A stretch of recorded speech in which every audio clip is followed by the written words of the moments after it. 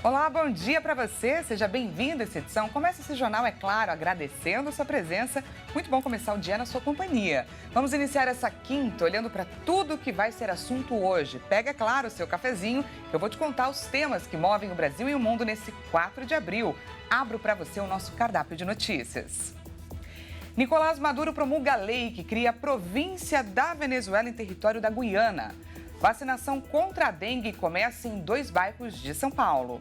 Mais de 24 horas depois do forte terremoto em Taiwan, novo tremor atinge o Japão.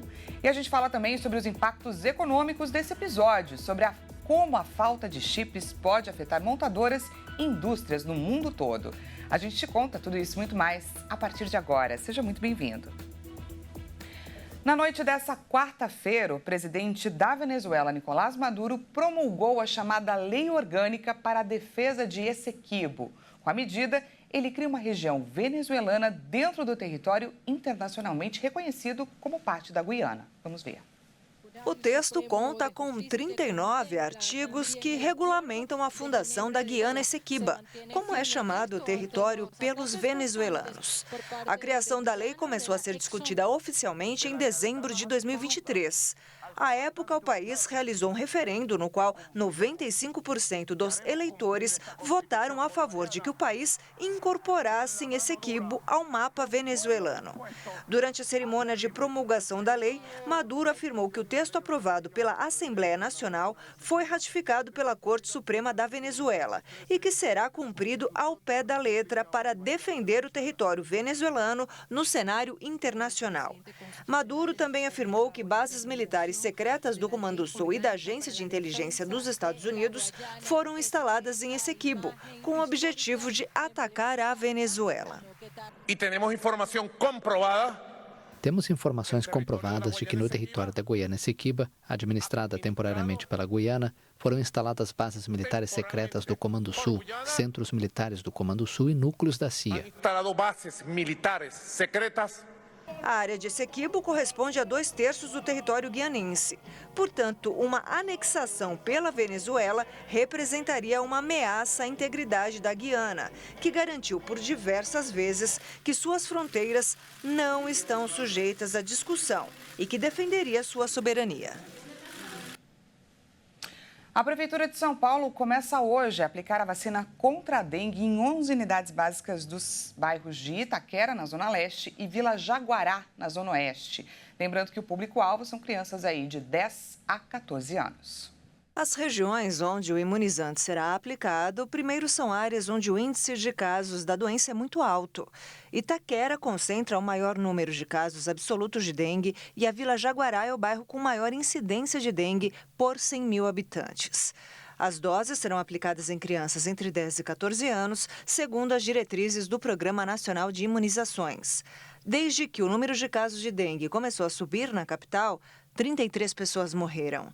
O número de casos já ultrapassou 105 mil na capital, o que equivale a 27,2% do total de casos do estado.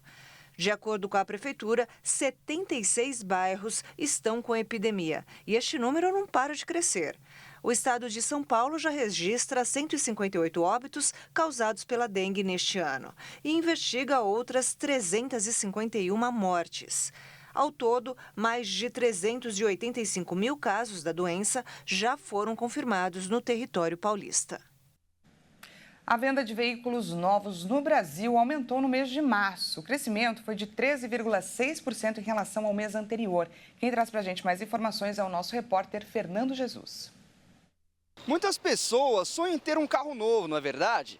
E a queda da taxa de juros tem ajudado muita gente a tornar esse sonho realidade. Só no mês de março, 187 mil veículos 0 quilômetros foram vendidos no Brasil. É o que mostra um levantamento feito pela Fenabrave, que é a Associação dos Distribuidores. Esse número representa um crescimento de 13% em relação às vendas no mês de fevereiro e é baseado nos emplacamentos deslocamentos que foram feitos no Brasil. E o motivo foi a queda na taxa de juros, segundo os especialistas, já que nos primeiros meses desse ano, mais de 1 milhão de financiamentos foram feitos no Brasil. E esse número inclui também os carros usados. E essa alta nas vendas deve continuar ao longo do ano. A previsão do setor é de um crescimento de 12% em 2024.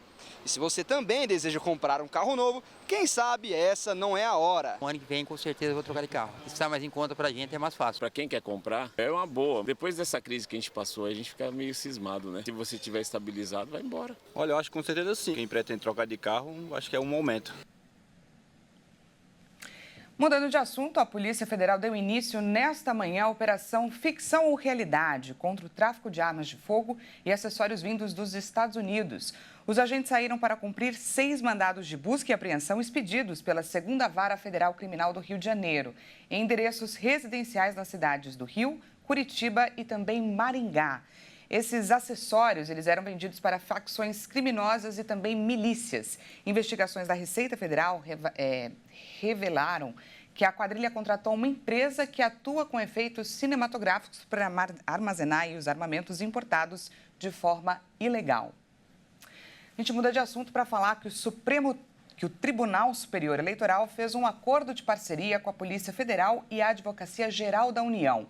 O objetivo é unir forças para combater as fake news nas eleições deste ano. A assinatura do acordo de cooperação entre a Polícia Federal, a Advocacia Geral da União e o Tribunal Superior Eleitoral foi realizada nesta quarta-feira. Esses órgãos agora vão atuar diretamente, junto com a Corte Eleitoral, no Centro Integrado de Enfrentamento à Desinformação e Defesa da Democracia, o CIED, para combater desinformação e discursos de ódio discriminatórios e antidemocráticos no ambiente eleitoral. Nos próximos dias, o Tribunal Superior Eleitoral vai convocar os responsáveis pelas plataformas digitais para formalizar um protocolo de ação para combater a disseminação de notícias e conteúdos falsos.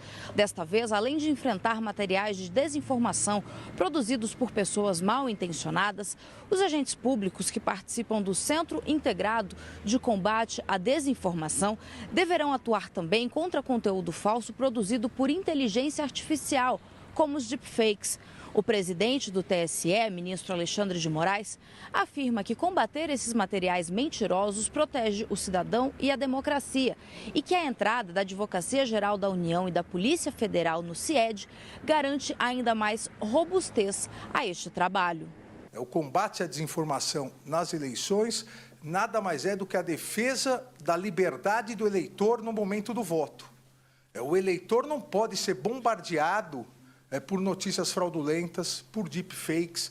O eleitor, a eleitora, não pode ser enganado, induzido por notícias falsas. É dever, é uma obrigação constitucional da Justiça Eleitoral, desse Tribunal Superior Eleitoral e dos 27 tribunais regionais eleitorais. É nosso dever constitucional garantir ao eleitor a liberdade na hora da escolha, que ele tenha acesso a todas as informações possíveis, a todas as informações verdadeiras, que ele possa analisar de A a Z com absoluta tranquilidade para, na hora do voto, ele ter certeza em quem votou. O que não é possível é que as redes sociais sejam instrumentalizadas, sejam capturadas para realizar uma verdadeira lavagem cerebral do mal nos eleitores e nas eleitoras. E é isso que o nosso Centro Integrado pretende prevenir. É um órgão eminentemente de prevenção.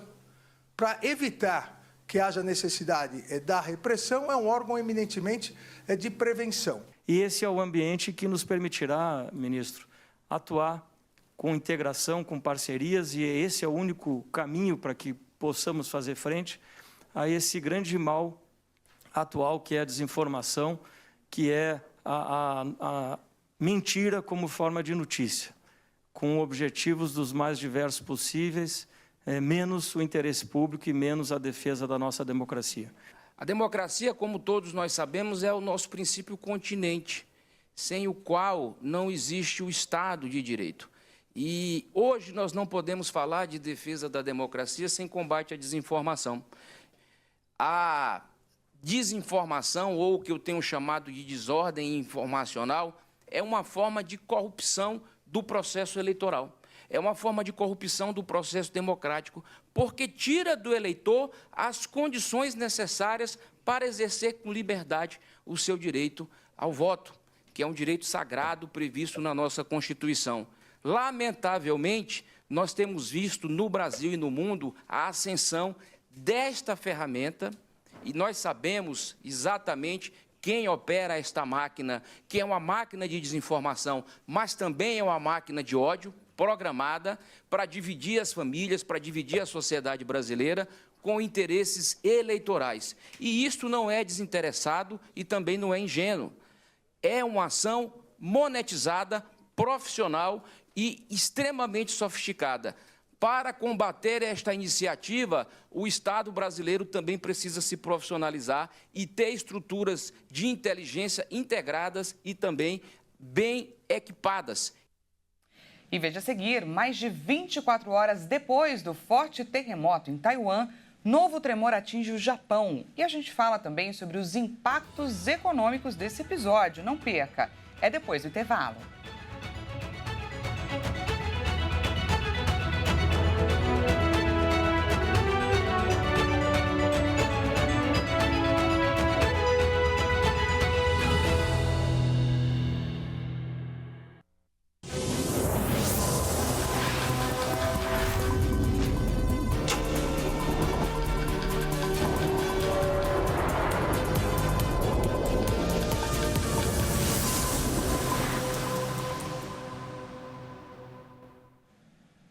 Seja bem-vindo mais uma vez, nós estamos de volta e ao vivo, 8 horas e 44 minutos pelo horário de Brasília. Trazemos mais destaques dessa quinta-feira para compartilhar, é claro, com você.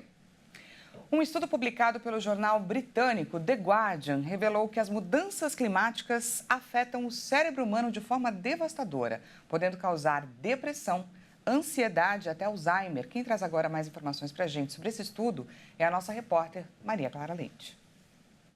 Os neurocientistas cognitivos responsáveis pelo estudo mapearam as rotas pelas quais o calor extremo e o aumento dos níveis de dióxido de carbono prejudicam a tomada de decisão do ser humano. A conclusão foi que essa combinação diminui a capacidade de resolução de problemas e prejudica a capacidade de aprendizado. E essa não é a primeira vez que cientistas avaliam os efeitos do clima quente no cérebro. 7 anos atrás, nos Estados Unidos, pesquisadores de Harvard mostraram que estudantes universitários que moravam em dormitórios sem ar-condicionado demoravam mais para realizar testes cognitivos do que aqueles que moravam em lugares com ar. E na China, economistas observaram que os alunos que fizeram testes de matemática em dias acima de 32 graus Celsius tiveram um desempenho menor do que em dias com até 24 graus. E o estudo britânico, publicado agora, vai além. Mostra que a crise climática, com um aumento de apenas 1 grau centígrado, pode ativar uma série de vias bioquímicas associadas a doenças neurodegenerativas, como Parkinson e Alzheimer. Já psicólogos afirmam que a temperatura cada vez mais elevada pode levar a aumentos repentinos de tudo, desde discursos de ódio na internet até violência doméstica. E vamos agora de destaque internacional, porque cerca de 24 horas depois do forte terremoto que abalou Taiwan, um novo tremor foi registrado na Ásia. O abalo de magnitude, dessa vez 6,3, atingiu a costa leste japonesa e foi sentido principalmente em Tóquio e na cidade de Fukushima.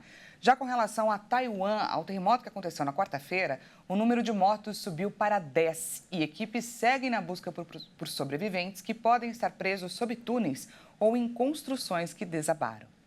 Os socorristas conhecem o paradeiro de dezenas de pessoas presas na rede rodoviária do condado, localizado entre montanhas e penhascos, com vários túneis que levam à cidade de Hualien. Além disso, centenas de pessoas ficaram bloqueadas em um hotel de luxo e em um centro de atividades para jovens, porque as rodovias que levam aos locais foram bloqueadas por deslizamentos de terra.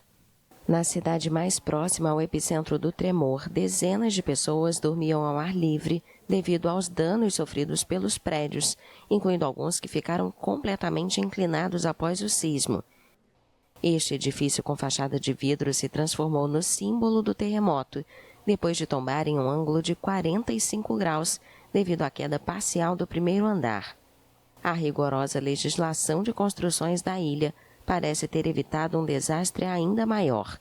Mas o governo pediu aos cidadãos que mantenham a cautela devido aos quase 300 tremores secundários registrados após o primeiro terremoto.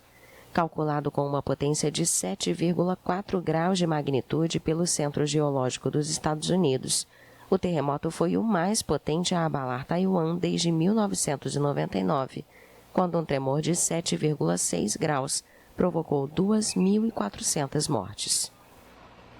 Bom, e esse terremoto, considerado o mais forte dos últimos 25 anos que atingiu Taiwan nessa quarta-feira, pode afetar o mercado de chips no mundo todo. Isso porque o país asiático ele é responsável por produzir 90% dos semicondutores mais avançados do planeta e a interrupção na produção pode trazer prejuízos e até frear a produção de vários setores, como montadoras, indústrias de celular, automóveis e também de eletrodomésticos. Quando falamos de chip, pensamos logo em celular. Mas esse pequeno componente feito de material semicondutor, como o silício, é encontrado também em geladeiras, cartão de crédito, aviões e até em lâmpadas de LED.